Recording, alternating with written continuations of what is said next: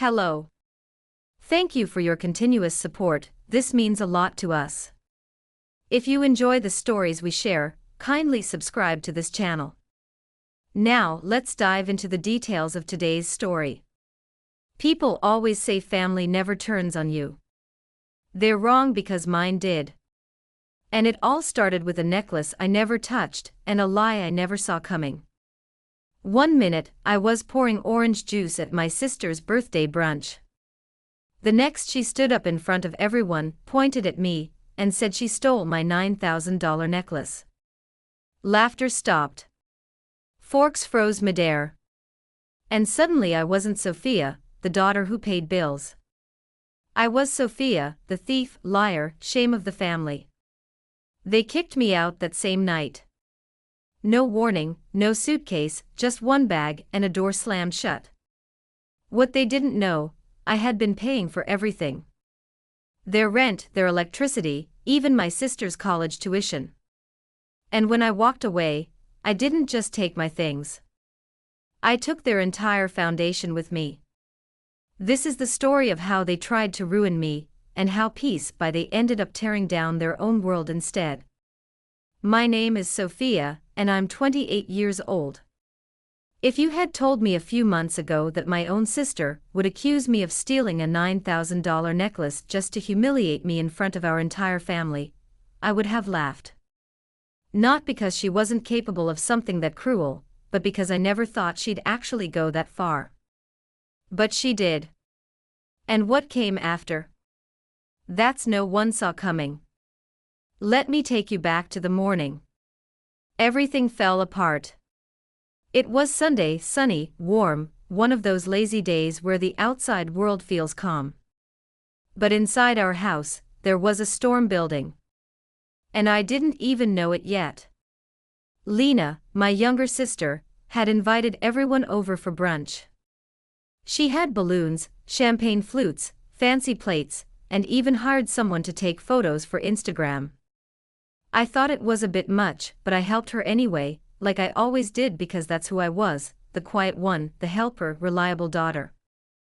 I had been the one quietly paying our electricity bills, internet, even a mortgage when Dad lost his job. I never told anyone. Didn't need the credit. I just wanted peace in her home. I even paid for Lena's college tuition directly through her school using my salary. She didn't know. I did it to protect her, keep our family strong. Turns out I was only making it easier for them to betray me. That morning, everyone was laughing at the table. Mimosas were being passed around. Lena was showing off a new designer handbag. Then she stood up, tapped her glass with a spoon, and said, "Before we go any further, I just want to say something important." I thought she was going to thank everyone or announce an internship, but no. She looked right at me and said, "I know this is awkward, but Sophia stole my $9,000 necklace, the gold one Grandma gave me. I've been looking for it weeks, and yesterday, I found it hidden in her drawer." My heart stopped.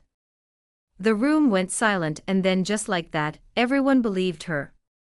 No one even asked if it was true. My mother gasped. "I knew it. You were always jealous of Lena." My father shook his head and refused to meet my eyes. I stood there frozen, shaking, trying to speak, but the words never came. I hadn't stolen anything. And yet in one moment I became the liar, thief, the disgrace. They told me to leave that very night. No suitcase, no goodbye, just one bag and my laptop. They didn't know what I was really about to do. They didn't know that I was the one holding their lives together. But they were about to find out. That night, I didn't cry. I should have. But when someone you love stabs in the back, the pain is too sharp for tears. I sat in the tiny guest room at my friend Mia's apartment, staring at the ceiling, trying to breathe. She offered me a place to crash, no questions asked. I didn't tell her everything, just that there had been a fight, and I needed space. But deep inside, something flipped. For 4 years, I'd been paying bills for a house I didn't even own. Covered Lena's private college tuition while she posted beach photos with captions like "Blessed to be Daddy's favorite." I paid for groceries, repairs, even Mom's salon appointments when she said her card wasn't working. And what did I get in return? A public accusation. No defense. Not a single person even asked why I would do such a thing. I was guilty because blaming me was easy. That night, I opened my laptop and logged into all my online accounts. And one by one, I started cutting the wires that held their lives together. I stopped the auto payments for mortgage. I canceled the monthly utility transfers. I pulled the plug on Lena's tuition payments, every last cent. The house was still in my father's name. The bank statements still went to my mother's email. They'd figured out soon enough. And when they did, I wouldn't be there. Didn't leave a note. I didn't send a warning. Just disappeared. And for the first time in years, I felt free. No weight on my shoulders. No one calling my name to fix their mess. No one treating me like I owed them everything. But that peace, it didn't last long because within 10 days, chaos came knocking. 10 days after I left, I got a message from an unknown number. Did you cancel the electricity? The power's out. Internet's dead, too. Lena has midterms. Fix this. No. Hello. No. How are you? Just all caps shouting through a phone screen like I was still sitting in the next room waiting to clean up their mess. I didn't reply. The next day, my dad called. I didn't pick up. Then he sent a voice message. His tone wasn't angry. It was confused. Sophia, listen. I'm not sure what's going on with the bills. We're getting calls from the electric company, gas company, even the school. Lena's saying her classes are frozen because of some payment issue. Just call me back, okay? I almost laughed. Payment issue. They still had no idea I'd been the one handling everything. By day 12, my inbox was flooded with spam from their providers. Past due notices, disconnection warnings, and alerts that Lena's tuition portal had locked her out for non-payment. By day 14, they finally figured it out. That's when my mom showed up at Mia's apartment building. How she found the address, I still don't know. I didn't let her in. Watched through the peephole as she banged on the door for 5 minutes straight, screaming. You ungrateful brat. We gave you everything. You think walking away makes you strong. It makes pathetic. She didn't know. She know they were the ones who had taken everything from me. She didn't know I had been paying for the air she breathed and food she plated for her Instagram stories.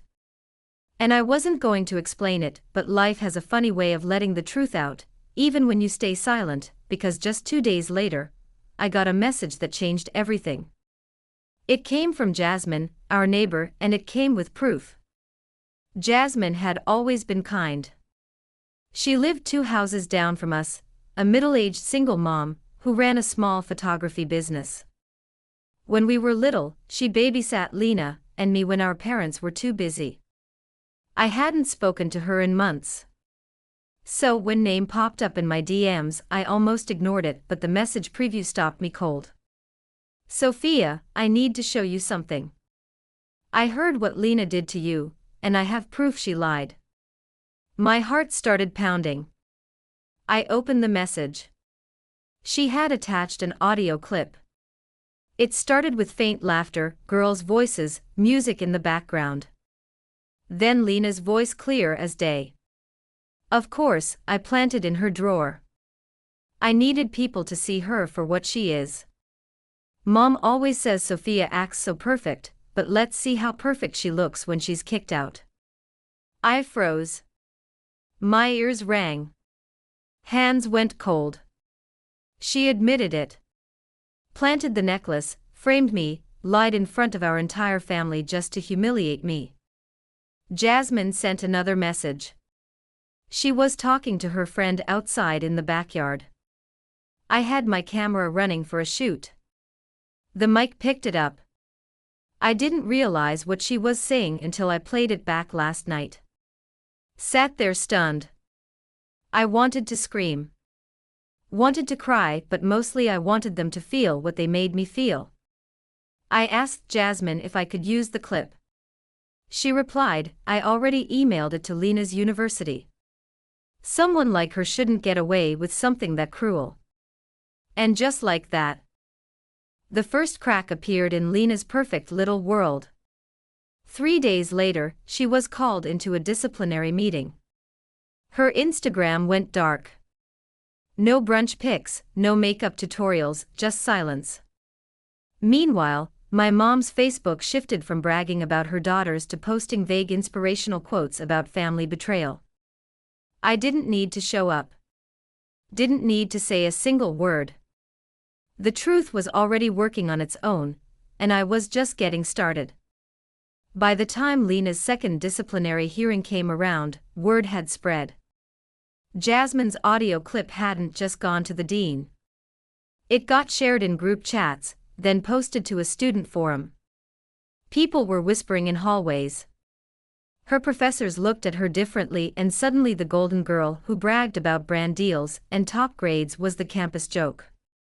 She tried damage control, of course. She posted a long dramatic Instagram caption about family drama and misunderstandings along with a black and white photo of herself crying, probably fake tears. She turned off the comments, but it was too late. The truth had already taken root. And then came the final blow. The university suspended her for academic dishonesty and a code of conduct violation. Not just for framing me, but because this wasn't her first offense. Apparently, she had plagiarized a paper last semester and got off with a warning. This time, they weren't letting it slide. She came home crying. Mom went into panic mode.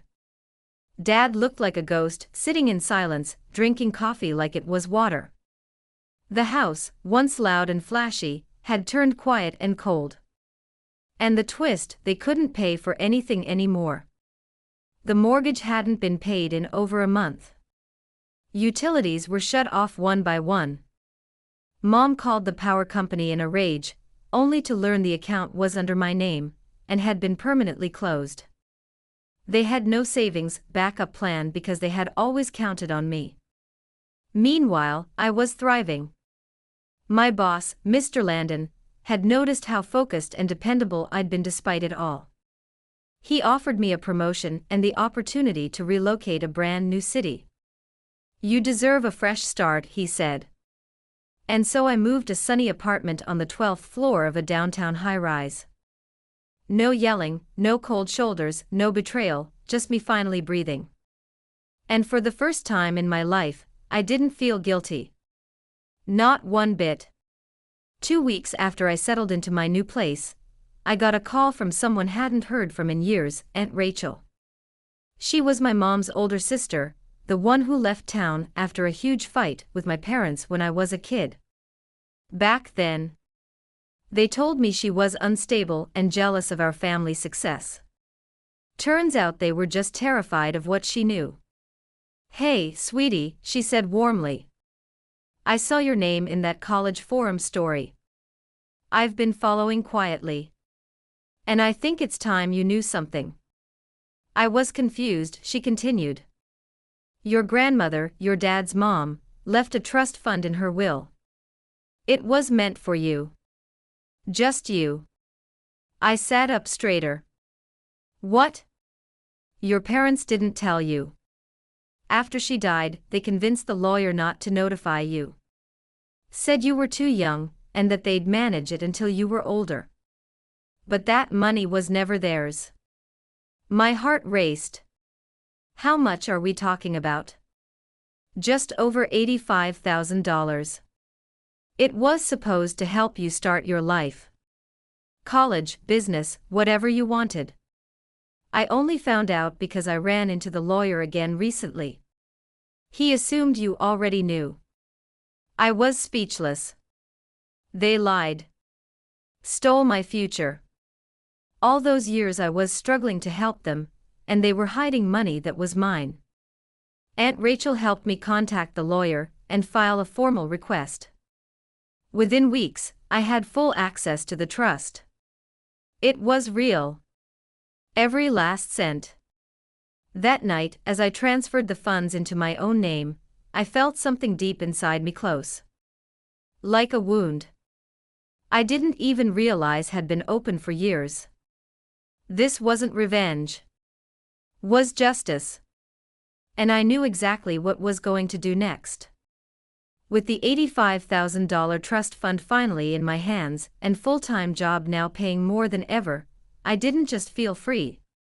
I felt limitless. For years I worked in silence. I paid their bills, fixed problems. Stayed invisible. Now, I wanted to be seen on my own terms. That's when I had an idea. Used part of the money to launch a YouTube channel, Money Made Simple with Sophia. I filmed it in my small but bright apartment. My first video was called They Called Me a Thief, but I was the one paying their bills. It blew up overnight. Thousands of people, especially women, started commenting. This is my story, too. You're so brave for walking away. They don't deserve you. I started teaching financial basics. How to budget, how spot toxic financial manipulation, how to leave when you're being used. Sponsors started reaching out. So did podcasts and blogs. My story became more than just mine. It became a voice for people who were tired of being the family doormat. And my parents, they eventually sold the house. Couldn't afford to keep it without my income. Lena tried starting a new social media account, pretending to be some kind of self-care coach. It didn't last. No one forgot what she did. Reputation is harder to rebuild than a bank account. One day, I got a text from my mom.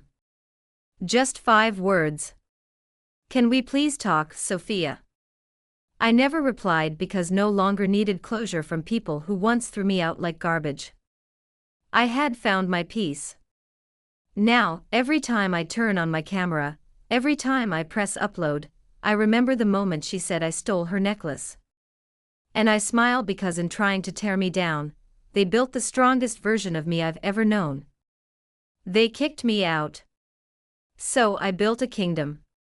And this time, no one is allowed to steal it. It's been almost a year now.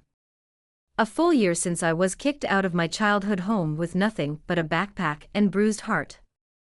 A year since I was called a liar, thief, and a burden by the very people I had been sacrificing everything for.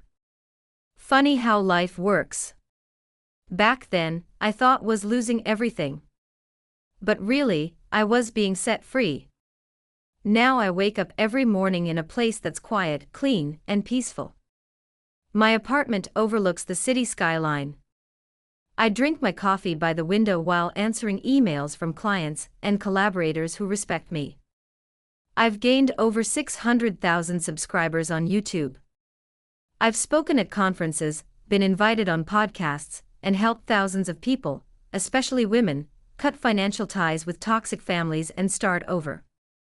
Sometimes I hear through extended family that my parents watch videos in secret. Lena, too. Apparently they're shocked that I turned out this way, but the truth is I didn't turn out this way. I was always this woman. They just never looked closely enough to see me. And now they can watch me from afar. They can sit in the silence I once lived in. They can feel the absence of person who kept their lights on, fridge full, their name clean. I don't hate them. I don't even wish them harm. But I do hope they understand this much. When you bury someone in lies, they don't disappear. Sometimes they bloom. And that's how I turned their betrayal into my breakthrough. They tried to destroy me with lies, but I walked away and built a life they can only watch from a distance. If you've ever been blamed for something you didn't do or used by the people who should have protected you, just know this. Walking away isn't weakness. Sometimes it's the most powerful thing you can do. Thank you for watching my story. If you felt this in your heart, please like, share, and don't forget to subscribe because the next story, it's even more shocking.